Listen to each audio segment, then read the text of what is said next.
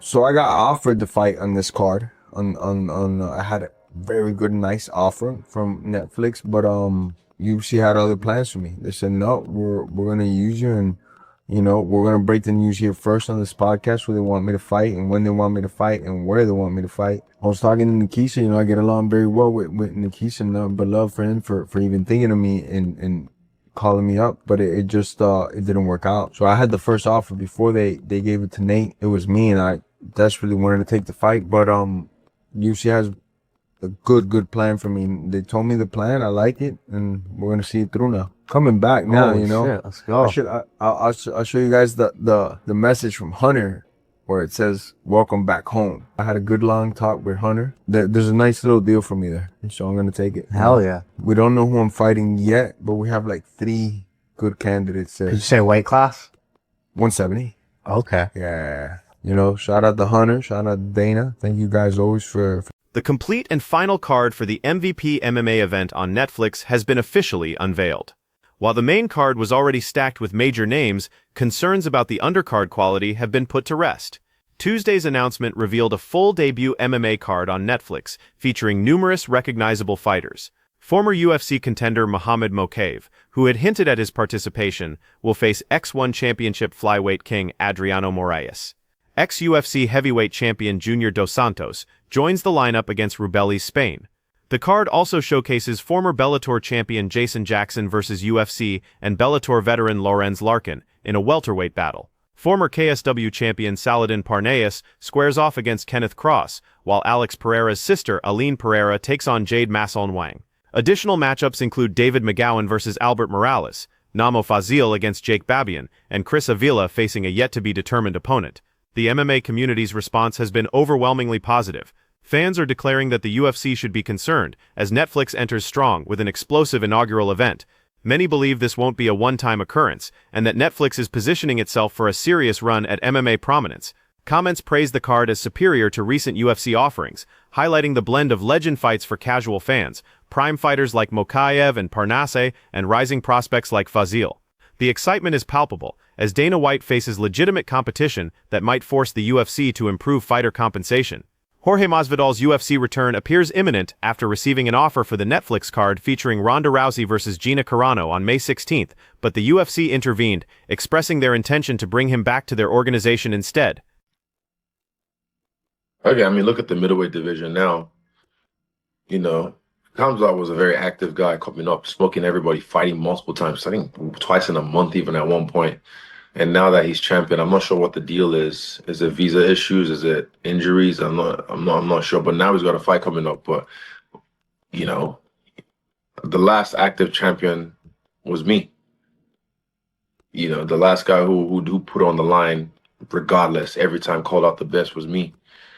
So, yeah, that's one thing I can say that people didn't appreciate till, even I didn't appreciate till now that I'm here watching it. And I'm like, damn, this game is slow and just stuck without me. So, yeah, that, and I'm sure there's other things as well, but that's one thing I can say that people didn't appreciate.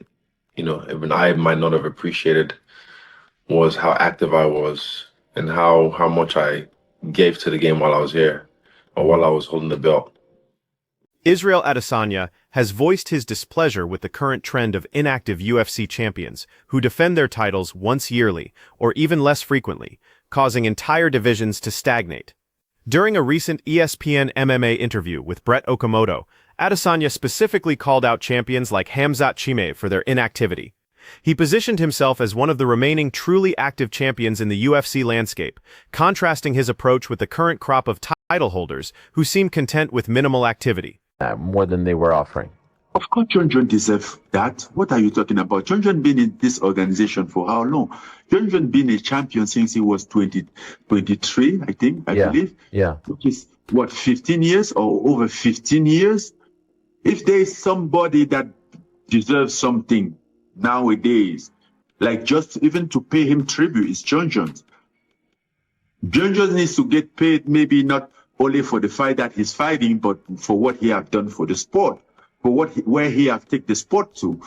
Like, isn't the John Jones that they are out there bragging that he's a GOAT.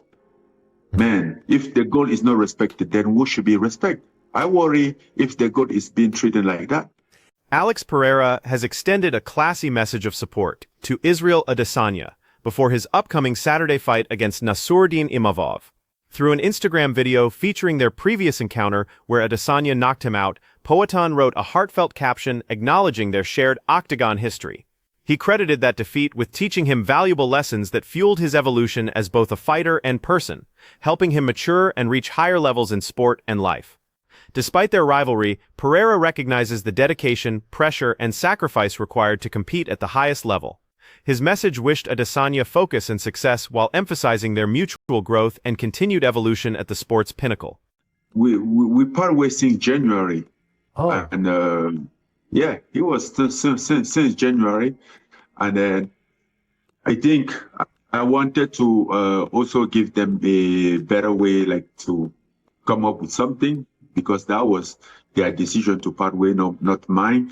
But I was a little surprised when they sent me that. I'm like, they should have at least told me, since I've been wholly done into this.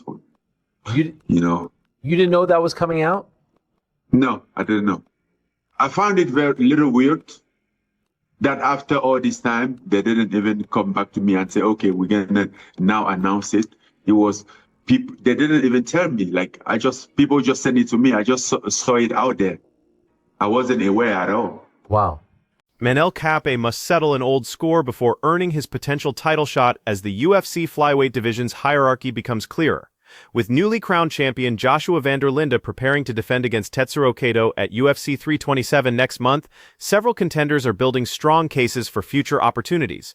Kape, fresh off his impressive finish of former title challenger Brandon Royval at the UFC's 2025 finale in December, has exchanged social media barbs with van der Linde, suggesting a future collision. However, the UFC has different immediate plans for Kape.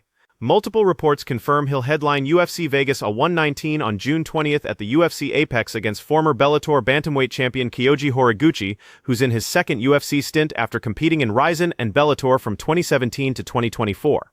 Their first encounter saw Horiguchi submit Kape in the 2017 Rizin World Grand Prix Finals after an entertaining back-and-forth battle. Francis Ngannou has thrown his support behind Jon Jones in the heated dispute with Dana White that escalated after White claimed the UFC never negotiated with Jones for the White House card. Jones countered by revealing he was offered $15 million but sought more compensation before requesting his release from the organization. During his appearance on the Ariel Helwani show, Ngannou criticized the UFC for not adequately compensating Jones according to his market value. It's the narrative. People just follow the narrative. When I was there battling, when I was in a battle in the position back then, having all this pressure, all this threat, nobody think about like he's a mistake. Then I get free, get in peace, and then he's a mistake. I don't understand. If having peace and peace of mind and be in the best position that you ever think of is a mistake, well, then I love mistakes. I'm really looking forward to do so, to make some mistake. Ganeur also clarified his PFL departure, explaining he had been requesting fights for an entire year and that the promotion chose to release him rather than vice versa.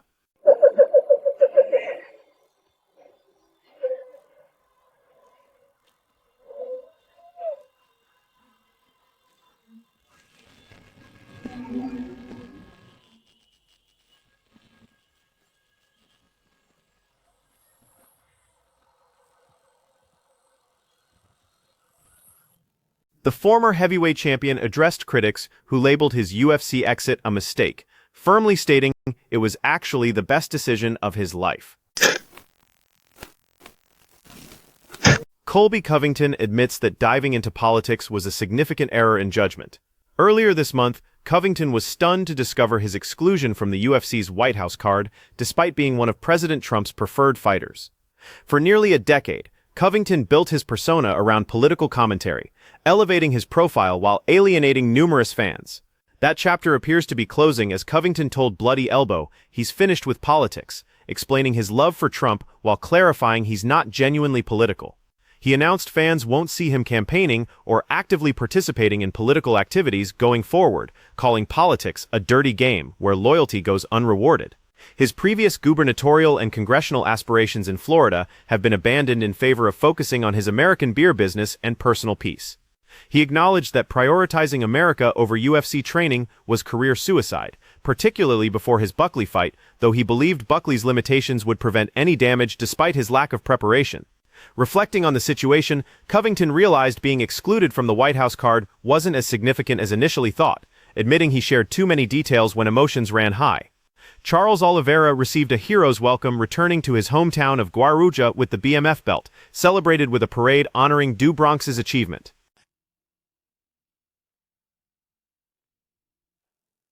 And number 1 meme was posted by Robert.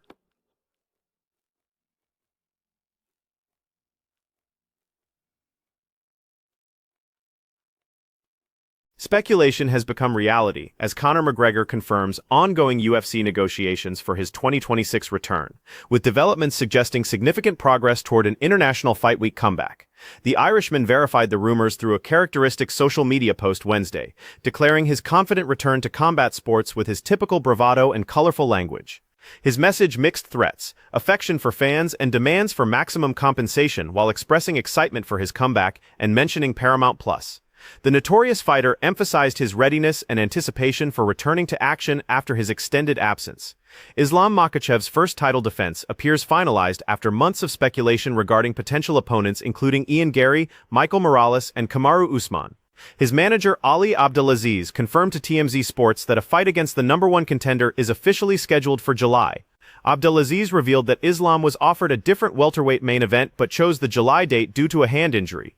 He emphasized that had the Ilia Topuria fight been available in June, Islam would have accepted even with significant injuries, but the summer bout against the top contender is now confirmed as a done deal awaiting official UFC announcement. The second most popular meme was shared by Meme Collection, capturing fan reactions to recent MMA developments. Thanks for tuning in, everyone. Make sure to hit that like button and subscribe for your daily MMA coverage. See you back here tomorrow for more updates.